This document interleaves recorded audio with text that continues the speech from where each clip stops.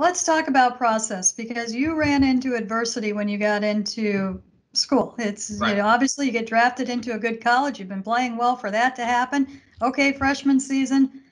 Sophomore season sounded like a bit of a disaster offensively. Yeah.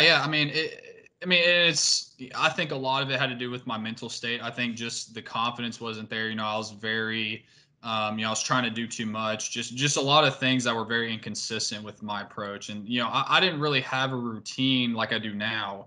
That I was able to kind of go back on. I didn't have like a notebook that I was able to go back on and kind of look at, what gave me success. And so those are things that I've had to develop over time. But no, you're right. I mean, the adversity was definitely there. And I took it upon myself. Like I said, I mean, I'm a very hard worker. I'm very committed to and dedicated to what I do and dedicated to my craft. And so, just the changes that I made, that transitional period after my sophomore year, I made a promise to myself, that I was going to make a change for the better. And so after, being in that weight room for those last 2 years, just kind of developing myself and, really just, making that big jump. From a swing perspective, I was able to just really calm everything down. I think that was kind of the more, the centerpiece to it all. But, I learned a few things. I mean, I learned a toe tap from a leg kick, which was the biggest change, if you will. I didn't make a lot of dramatic changes, but it was the few tweaks here and there. I mean, I've always had really good bat to ball skills, just kind of growing up through my youth years and in high school as well. But yeah, those things, I could just see the ball a whole lot better. Obviously I've worked a day in and day out. I mean, it's not like it just happened overnight. But this was something that I truly took a pride in, and I took it upon myself to make it mine. I took it upon myself to make it very individualized and just to be consistent. I mean, because at the end of the day, the most consistent players are going to be the ones that are the most successful. So, yeah, I mean, like I said, I'm very process oriented. I have a routine now.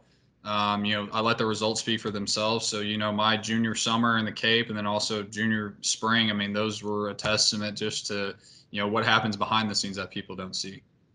Did all of the changes happen in the Cape Cod League? A majority of them did.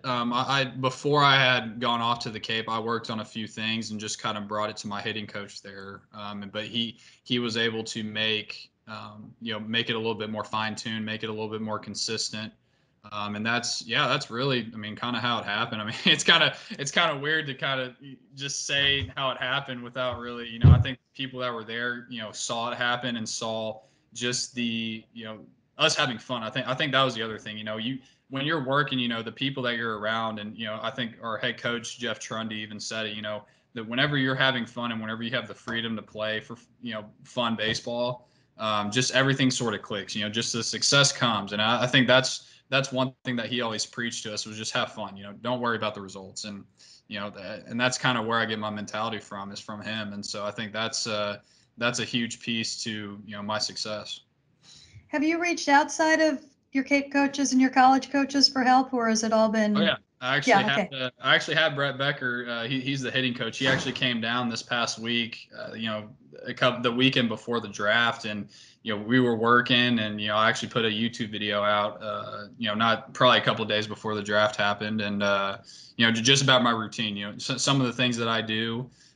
So yeah, feel free if y'all are gonna put this online. Go check it out. I know it's very detailed. It's raw footage, so I'm not editing anything out. So I'll get a few bad, maybe not the result that I wanted, but it's very consistent. It's very, like I said, detailed, and it's just how I operate. And so I think, but he has a lot of good information for me. He's been coaching for a long time, so I know that he knows what he's talking about, and it works for me. And I think not every drill or not every opinion or something may not work for one person, but for me it works, and I've stuck to it, and I've had the success, so I'm sticking to it.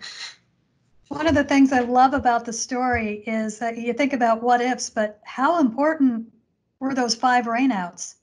They that was probably the make or break of my career, to be completely honest. I mean, being able to have that time dedicated to working a couple hours each day, I mean, maybe even more, just on perfecting that craft and perfecting that toe tap, perfecting the timing, the connection, everything.